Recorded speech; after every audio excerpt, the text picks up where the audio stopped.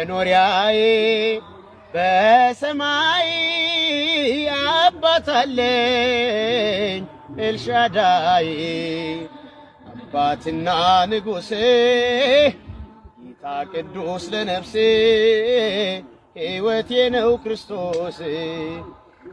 እርገት ሁለት ጊዜ ተፈጽሟል።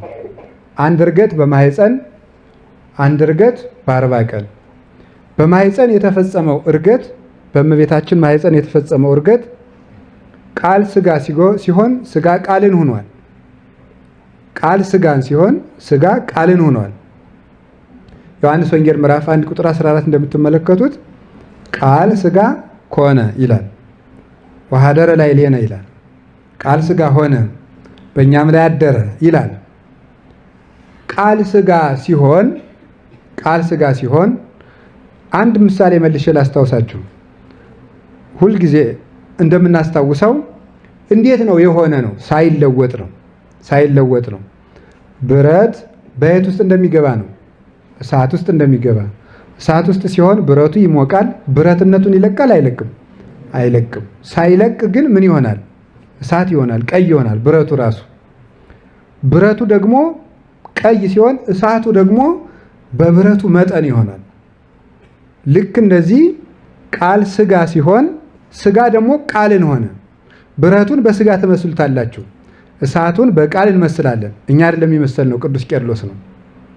ወከመ ሐፂን ዘይትወደይ ውስተ እሳት ብሎ እንደሚናገረው እሳት ውስጥ እንደሚጨመር ብረት ብሎ ይናገራል። ብረቱ ሳይለወጥ እሳት እንደሚሆን ስጋ ውሱንነቱን ሳይለቅ ምሉ መለኮትን ስለሆነ በእመቤታችን ማህፀን እያለ በአብ ቀኝ በኪሩቤል ጀርባ ላይ በቃል ገንዘብ አርጎ በሰማይ አለ። ልብ ብላችሁ ስሙ። ስጋ ነው እንግዲህ ስጋ ይኸው ብረትነቱን ሳይለቅ ምን ይሆናል? እሳት በሉ እንጂ። በጣም ግሩም። እሳት ስጋ ውስንነቱን ሳይለቅ ምሉ መለኮትን ስለተዋሃደ አሁን ያን ጊዜ ምን ሆነ? እርገተ ስጋ በየት ተፈጸመ? በማህፀን። ስጋ በቃል ይውላችሁ ብረት በእሳት እንደሚሆን እንደሚሞቀው ስጋ በቃል በማህፀን አረገ። ስጋ በቃል ልብ ብላችሁ ስጋ በቃል ቃል በስጋ ደግሞ በ40 ቀን አረገ። አሁን ደግሞ ልብ ብላችሁ በምድጃውና በዓለሙ መልቶ ያለው እሳት በብረቱ መጠንና ቅርጽ ብረቱ ጠፍጣፋ ቢሆን ጠፍጣፋ ይሆናል እሳቱ በብረቱ ላይ።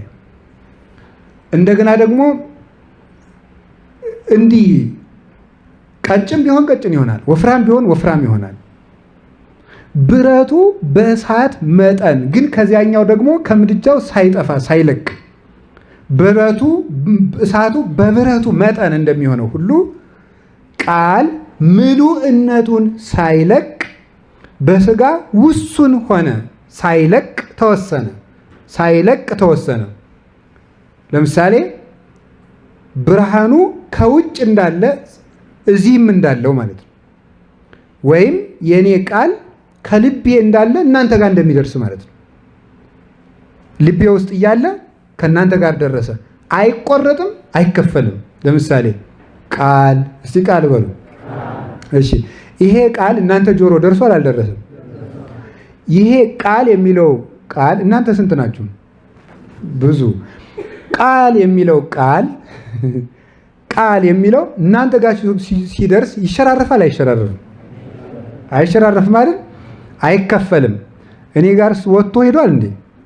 ተናገር ብትሉኝ መልሼ አልናገርም። ይኸው ቃል ልቤ ውስጥ ስላልወጣ ወጥቶ አልሄድም ማለት ነው። ከአብ ሳይለይ ወልድ መጥቶ በእመቤታችን ማህፀን ተቀረጸ።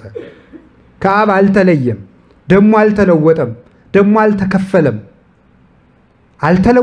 አልተከፈለም። በውሱን ስጋ ውሱን ሆነ። ሳይወሰን ተወሰነ። ሳይመላ መላ ማለት ሳይለወጥ ውስን የነበረው ስጋ ሳይለወጥ ምሉ ሲሆን ምሉ የነበረው መለኮት ደግሞ ሳይለወጥ ውሱን ሆነ። ይሄ ተዋሂዶ ይባላል። ተዋሂዶ ማለት ይሄ ነው። ስለዚህ ቃል በስጋ በቃል በማህፀን አረገ። ተመልከቱ። ለዚህ ነው ቅዱሳን መላእክት ወሶበ ሐሰስዎ ረከብዎ ህየ ቅዱስ ያሬድ እንደሚናገረው በውስተ ሰማያት በፈለጉት ጊዜ መላእክት የልደት ዕለት በእመቤታችን እቅፍ ታቅፋው አይተው ፈጣሪያቸው እንደሆነ አውቀው ከሰማይ አይደል ያለ እንደ እሱማ ብለው ከሰማይ ሲሄዱ ደግሞ በዚያም አገኙት። ስብሐት ለእግዚአብሔር በሰማያት። መልሰው ሲመጡ ደግሞ እመቤታችን እንደያዘችው ነው። ወሰላም በምድር ስምረቱ ለሰብእ ብለው አመሰገኑ። ስለዚህ ያልተወሰነው ተወሰነ፣ ውሱኑም መላ። ይሄ ተዋሕዶ ይባላል። ቃል በስጋ ስጋ በቃል በማህፀን እንዳረገ ቃል በስጋ ደግሞ በ40 ቀን አረገ። ምን ማለት ነው ይሄ? ምልአት ያልነበረው ስጋ ከምሉ አካል ጋር ሲዋሃድ በዓለሙ ሁሉ መጋቢት 29 ቀን የዕለት ጽንስ ሆኖ ጌታ በእመቤታችን ማህፀን ሲቀረጽ ምልአት ያልነበረው ስጋ በዓለሙ ሁሉ እንደመላ በተዋሕዶ መውጣት መውረድ የማይስማማው ቃል መውጣት መውረድ በሚስማማው ስጋ በ40 ቀን አረገ ማለት ነው። አሁን አረገ ተብሎ የሚነገርለት እሱ ነው።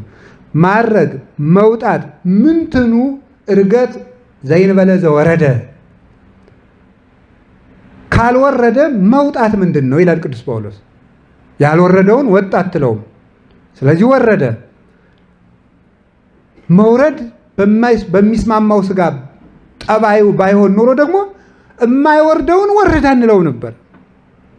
የማይወርደውን ወረደ እንዳልነው እርገት የማይስማማውን ደግሞ አረገ እንለዋለን። ስለዚህ በ40 ቀኑ ቃል በስጋ አረገ። ገብቷችኋል? ይሄ አልገባችሁም? ስትሞቱ ይገባችኋል። እንግዲህ እንዴት ነው? እዚህ በላይ እንዴት አድርጌ ላቀጥ ነው እችላለሁ? ስጋ በቃል መቼ አረገ አልኳችሁ? አይ ስጋ በቃል አቤት በማህፀን ቃል በስጋ አቤት። ባጭሩ በአማርኛ ልንገራችሁ። የስካውንም በእንግሊዘኛ አይደለም አይደል? ማለት ምን ማለት ነው? ላሳንሰው ማለት ነው። ርቆ ከሆነ ይቅረብ። ስጋ በምን ያልኳችሁ? አቤት ስጋ በቃል በሉ። እሺ ቃል በስጋ። አሁን አንዳንድ ጊዜ ተመስገን እኮ ነው። አንዳንድ ጊዜ ምንድነው ተመስገን የሚለው? እኔ አሁን አንዳንድ ሰው ስትሰሙት ምን ይላል መሰላችሁ? መልካም ማድረግ ብቻ ነው የጠፋን እንጂ አይጠፋንም ተምረናል ሲል አይገርባችሁ? ሃይማኖት እኮ ገና አላወቀም ማለት ነው። ወይ ታብር ኩሸትነት። ዋናው እንደው መቼስ እንደው ጸሎቱን መጸለይ ጥሩ ሰው መሆን ንጹህ ሰው መሆን ጠፋን እንጂ እንደው ትምህርቱማ ይፈስየል ይላል። ሃይማኖቱን ሳያውቅ ሃይማኖት ግን ሳታውቅ ተዋሕዶ መሆን ግን ሳታውቅ ማን ምን እንደሆነ ሳያውቅ እንደዚህ ብሎ በጭፍን መጓጓዝ አለ የለም። እሺ የጀማሪ ትምህርት ምንድን ነው? እስኪ መነኮሳት ልጠይቃቸው። የወጣኒ ትምህርት ምንድን ነው? የፍጹም ትምህርት ምንድን ነው? የወጣኒ ትምህርት የፍጹም ትምህርት የሚባል አለ። 5 አዕማደ ምስጢር የፍጹም ትምህርት ነው የወጣኒ ነው? አቤት የወጣኒ ነው። የፍጹም ትምህርት ደግሞ ትሁቱን ነው። የፍጹም ትምህርት ፍቅርና ትሕትና ናቸው። የወጣኒ ትምህርት ምንድን ነው? ቃል ስጋ ኮነ ነው። ይሄ አንድ ክርስቲያን ከመጠመቁ በፊት ሊያውቀው የሚገባ ነው። የክርስትና አባትና እናት እኮ ክርስትና እናት አባት የሆኑን ይሄንን ሃይማኖት አስተምረዋለሁ ብሎ ዋስ መሆን ማለት ነው። ባያስተምሩ ለመያዝ ማለት ነው። ይሄን ሃይማኖት አስተምረዋለሁ ማለት ነው። ከ40 ቀን ጀምሮ አፋችን ከፈታ ጀምሮ ቃል ስጋ ሆነን ከሁሉም ነገር አስቀድመን ማወቅ አለብን ማለት ነው። እሺ አሁን ያዙ። በብረት የመሰልነው ማንን ነው? ስጋን ቃልን በሉ እንጂ በሉ። እሺ በእሳት የመሰልነው ማን ነው? አሁን ሁላችሁ በሉ። በብረት የመሰልነው ማንን ነው? በእሳት የመሰል ነው ቃልን። በደም እንግዲህ አሁን ያዙ። እንግዲህ በብረት የመሰል ነው ማንን ነው? በእሳት የመሰል ነው። በጣም ጥሩ። አሁን እሳቱና ብረቱን አንድ ላይ ያደረግናቸው። ብረቱ በእሳት ምን ይላል ነው? እሳት ይሆናል በሉ እንጂ አይሆንም? ይሆናል። አሁን ማረሻውን ምድጃ ውስጥ ብትጨምሩት ቀይ አይሆንም? ምን ሆኖ ምን የምኑን ገንዘብ አድርጎ ነው? አቤት የእሳቱን። እሺ ምሉ መሆን የቃል ነው የሥጋ ባህሪ ነው? ከተዋሂዶ በፊት የማን ባህሪ ነው? የቃል። ምን መሆን? አሁን ብረት ያልነው ማንን ነው? እሳት ያልነው ማንን ነው? አሁን ብረቱን ወደ ምን እንውሰደው? ወደ እሳት። እሳቱን ወደ ብረቱ። እሳት ማን ነው? ቃል በሉ እንጂ። እሺ ብረት ማን ነው? አሁን አንድ ላይ ተዋህዱ። ሲዋሃዱ እሺ። እና አሁን ትርጉሙን የምትነግሩኝ እናንተ ናችሁ። ይችን ካላወቃችሁ አና ወስብሐት ለእግዚአብሔር ነው። ሌላ ትምህርት አልቀጥልም። እንዴ ብረቱና እሳቱ ተገናኙ። ጥሩ። ብረቱና እሳቱ ተገናኙ። ቃልና ሥጋ ተዋሃዱ። ብረቱ በእሳቱ እሳት ሆነ። ትርጉሙ ንገሩኝ። አሁን ሥጋ በቃል ምን ሆነ? ምሉ ሆነ በሉ እንጂ። ባጨብጭቤላችኋለሁ። ምሉ ሆነ። ድገሙ ድገሙ ድገሙ ሁላችሁ። ምሉ ሆነ በሉ እንጂ። ምን ሆነ? ስለዚህ በማን? ሥጋ በምን? በቃል በሉ እንጂ። በቃል። ምክንያቱም ምላት ነበረው ቀድሞ ነበረው ወይ? ስላልነበረው ከተዋሂዶ በኋላ ምን ሆነ? አሁን በእመቤታችን ማኅፀን ውስጥ ያለው ሥጋ በቃል ምሉ ስለሆነ በየት አለ ማለት ነው? በሰማይ አለ ማለት ነው። አይገርማችሁ? መሰላል ማለት ድንግል ማርያም ይሄ ነው። መሰላል የላዩ ወደ ታች ምን ይልበታል? የታች ወደ ላይ ምን ይልበታል? ስለዚህ በእመቤታችን ቃል ምን ሆነ? ሥጋ ሆነ በሉ እንጂ። ሥጋ ምን ሆነ? ቃል ሆነ። እውነትም መሰላል ማለት ይሄ ነው። እንግዲህ ስለዚህ ሰዋሰው አንቺ የያዕቆብ መሰላል ነሽ ስትሉ ይህን እንድታውቁት በእውነቱ ማለት ሰው አምላክ የሆነብሽ አምላክ ሰው የሆነብሽ ማለት ነው። እሺ አሁን ማን ቀረን? እሳቱ በምኑ መጠን ደግሞ ሆነ? ንገሩኝ እንጂ። ተለውጧል አልተለወጠም? እሺ እሳቱ በፊት ድቡልቡል ወይም ሹል ወይም ሞላላ ቅርጽ ነበረው አልነበረውም? ወይም ጠፍጣፋ ነበረው አልነበረውም? ማን? እሳቱ ብረቱ ጋር ሲገናኝ ሳ ምን ሆነ? የምኑን ቅርጽ ይዛል? ቀድሞ ካለበት መጠኑ ግን ለቋል አልለቀቀም? በጣም ግሩም። ስለዚህ ቃል ሥጋ ሲሆን ከምዕላቱ ተለውጧል ተወስኗል አልተወሰንም? በማን ይወሰናል? በሥጋ ተወስኗል። ግን ምሉዕነቱ ምን ሳይል ነው? ሳይለቅ ማለት ነው። ምሉዕነቱን ሳይለቅ ውስን ሆነ። አሁን ቀድሞ አምላክ መውጣት መውረድ አለበት የለበትም? ተናገሩ። የለበትም። ከተዋሂዶ በኋላ ግን መውጣት መውረድ የሚስማማው የሥጋ ባህሪ በተአቅቦ ገንዘቡ ስለሆነ የማይወጣው የማይወርደው አምላክ በተዋሃደው ሥጋ ይወጣል ይወርዳል። ስለዚህ ምን አለ? አሁን አረገ። ማን? ቃል በምን መቼ ነው ያረገውሽ? በሉ ንገሩኝ። ምን አላችሁኝ? በ40 ቀን። ይሄ ነው እንግዲህ ተዋሂዶ አሁን ተረዳን። ስለዚህ ምን አለ? እንዘ ሀሎ ውስተ ከርሰ እሙ ለሊሁ ይመልእ ሰማይ ወምድረ። በእናቱ ማኅፀን እንዳለ በሰማይ በምድር መልቶ ነበር ይላል ቅዱስ ቄርሎስ ሃይማኖተ አበው ላይ። በሰማይ በምድር መልቶ ነበር። ጲላጦስ ይሲአሎ ገብር ይጸፍኦ ፍጡራን ይርዕዱ በቅድሜሁ። ጲላጦስ አቁሞ እየጠየቀው የሊቀ ካህናቱ ባሪያ በጥፊ እየመታው ፍጡራን ግን ይንቀጠቀጡለት ነበር። በመቃብር ተወስኖ በኪሩቤል ጀርባ አለ። ሱራፌል ኪሩቤል ያመሰግኑታል። ሰው ሆኖ በተቀበረ ጊዜ ሞቶ በተቀበረ ጊዜ ዓለምን ደግሞ በሕያውነት እያስተዳደረው ነበር። ይህንን ነው እርገት ያልነው። ወረደ፣ አረገ። ሲያርግ ከምድር የታጣ አይደለም፣ መላእክት ከአንድ ቦታ ወደ አንድ ቦታ ሲሄዱ አንዱን ቦታ መልቀቅ አለባቸው። መፍጠን ነው እንጂ ያላቸው መምላት የላቸውም።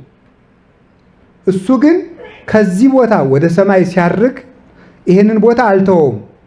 ወሶበ ትሰምዕ እንዘ ይብል ወረደ እምሰማይ ኢይምሰልከ ዘኀደጎ ለሰማይ ወወረደ ውስተ ምድር። ወሶበሂ ትሰምዕ አርገ ውስተ ሰማይ ኢይምሰልከ ዘኀደጋ ለምድር ወአርገ ውስተ ሰማያት። ከሰማይ ወረደ ሲባል በሰማይ ጊዜ ሰማይን ጥሎት ወደ ምድር የመጣ አይምሰልህ። ከምድር ወደ ሰማይ ወጣ ሲባል ብትሰማ ምድርን ጥሏት የሄደ አይምሰልህ። ሰማይና ምድርን የያዘ ነው እንጂ። ሊያርግ ሲል ምን አደረጋቸው? ሐዋርያትን ጽንዑ ተስፋሁ ለአብ ንበሩ በኢየሩሳሌም እስከትለብሱ ኃይለ እማርያም፣ ከሰማይ ኃይልን እስክትታጠቁ ድረስ በኢየሩሳሌም ቆዩ አላቸው። በኢየሩሳሌም ቆዩ። ጸጋ መንፈስ ቅዱስን ሀብተ መንፈስ ቅዱስን ያላገኘ ሰው ከመንፈስ ቅዱስ ፈቃድ ሳይሰጠው አንድ ሰው ወደ መምህርነት አይሰማራም፣ ነውር ነው። ሀብተ መንፈስ ቅዱስን ጸጋ እግዚአብሔርን ተቀብሎ መሆን አለበት። እስከዚያው በኢየሩሳሌም ቆዩ። ኢየሩሳሌም ቆዩ ያላቸው በቤተ ክርስቲያን እንዲኖሩ፣ በልቡናቸው እንዲኖሩ፣ በሕግ እንዲኖሩ ሲያስጠነቅቃቸው ነው። ይሄን ከነገራቸው በኋላ ወምዝ አውፅኦሙ እስከ ቢታንያ ወአንበረ እደዊሁ ውስተ ርእሶሙ፣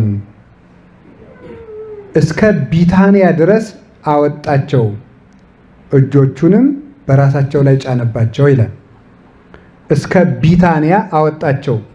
ሉቃስ 24 ቁጥር 50 የእርገት ጎዳና ይሄ ነው። ርዕሳችን የእርገት መንገድ ነው። እስከ ቢታንያ ድረስ አወጣቸው። ጌታ ለምንድን ነው ወደ ቢታንያ የወሰዳቸው ነው? ወደ ቢታንያ የወሰዳቸው ስለምንድን ነው? ያለበት ቦታ ላይ ብቻ ለምን አያርግም ነበር? ቢታንያ ወሰደና እዚያ ሲደርስ ምን አደረገ? ምስጢሩን ኋላ ነው የምነግራችሁ። ወደ ቢታንያ ከወሰዳቸው በኋላ እጆቹን በላያቸው ላይ ጫነ፣ ባረካቸው። ከዚያ በኋላ ወንዘ ይባርኮሙ ተረሃቆሙ፣ እየባረካቸው ወደ ሰማይ አረገ። እየባረካቸው ወደ ሰማይ አረገ። እየባረካቸው ወደ ሰማይ አረገ ነው። ሁለት ጉዳይ ልነግራችሁ ፈልጋለሁ። የዚህ ዓለም ሰዎች ከፍ ሲሉ እያጠፉ ነው የሚሄዱ አይደል? ከፍ ሲሉ ምን እያደረጉ ይሄዳሉ? እያጠፉ ይሄዳሉ። እግዚአብሔር ግን ሲያርግ ምን እያላቸው አረገ ነው ያለ? እየባረከ አረገ። ቅዱሳን ሲሞቱም ሲኖሩም በረከት ጥለው ይሄዳሉ።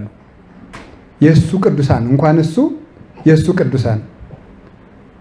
ምድራዊ ሰው ግን ከፍ ባረጉት ቁጥር ጥፋትን እየጨመረ ይሄዳል።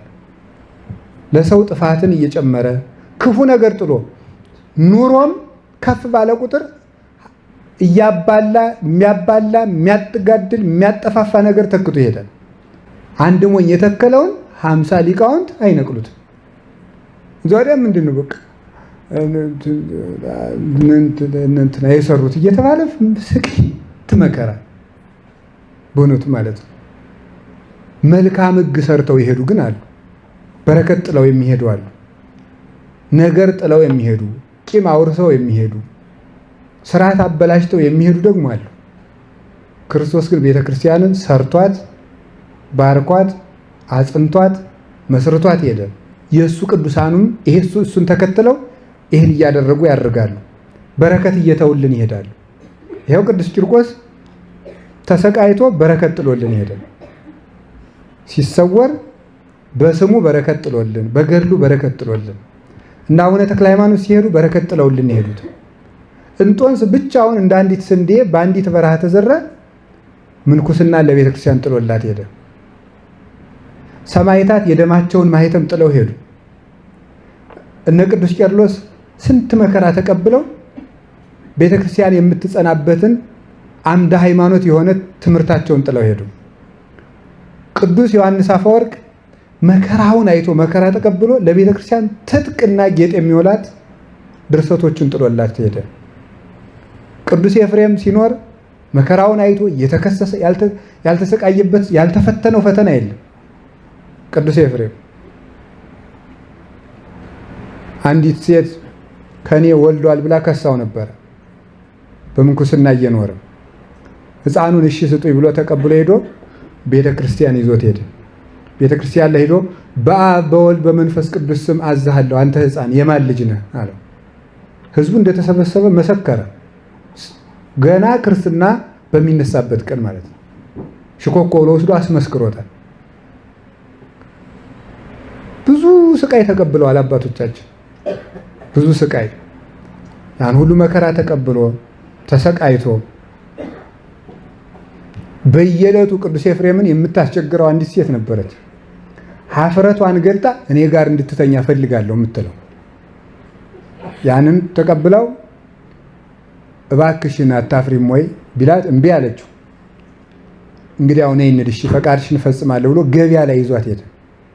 ነይ የገበያው መሃል እንግዲህ ፈቃዳችንን ፈጽም አላት። የዚህ መሃል አብዳሃል ስትለው በእነዚህ ሰዎች ውስጥ ፊት የማናፍር ከሆነ እንግዲህ ምድርና ሰማይን እንደ ስጦ አስጥቶ በሚያይ በእግዚአብሔር ፊት እንዴት አናፍርም? ይህን ፈልጓል። አንድ ቀን እንዲያውም ትክ ብላ እያየችው አዲቱ ዝም ብላ ትክ ብላ ሲወጣ ሲገባ ማየት አንቺ እንዲህ መነኩሴ እንደዚህ ይታያል እንዴ ሲላት፣ እንዴ እኔ የማየው የወጣሁበትን ነው፣ አንተ ሲወጣህበትን እያየህ አትሄድም አለችው። ወንድ የተገኘህ ማን ነው? ከመሬት። ሴት የተገኘች ከማን ነው? ከወንድ። እኔ የወጣሁበትን የማየት መብት አለኝ አለችው። ደግሞ አንተ ወጣህ ምን እያየህ ሄዳለችው። ከዚያን ጊዜ ጀምሮ ቅዱስ ኤፍሬም መሬት እያየ ነበር የሚሄደው። ይህን ሁሉ መከራ ተቀብሎ ለቤተ ክርስቲያን ከ14,000 በላይ ድርሰቶችን ጥሎላት ሄዷል። ከ14,000 በላይ ድርሰቶች አስታጥቋት አሁን ድረስ ውዳሴ ማርያም ተተርጉሞ እንኳን አላለቀም፣ እንኳን ሌላው ማለት ነው። ዕለት የምንማጸንበት ዕለት የምንረጋጋበት የአምላክን እናት የምናናግርበት ምስጋና ጥሎልን አደረገ። ሌሎችም ብዙ ነገር ከፍለው ለቤተ ክርስቲያን በረከት ጥለውልን ሂደዋል። እና ስትሄዱ መልካም ነገር ጥላችሁ ሂዱ ለማለት ነው ጌታ። ስትሄዱ አንድ እጅ ሆነም ይላል አይደል ገበሬ፣ አንድ እዳችሁ አትሂዱ ነው። አንደኛ ኑሩ፣ ከሄዳችሁ ደግሞ ስትሄዱ እሳት አንድዳችሁ አትሂዱ። መልካም ነገር ጥላችሁ ሂዱ። እንዲሁ አገር ጥሎ መሄድ ጥሩ አይደለም፣ ግን አገር ጥሎ ሲሄዱ እንኳን ታርቆ ነው የሚከደው፣ አጥፍቶ አይከድም። ሰምታችኋል? የእግዚአብሔር ሰው መኖርም ያውቃል መሄድም ያውቃል። እስኪ በሉላችሁ የእግዚአብሔር ሰው በሉ።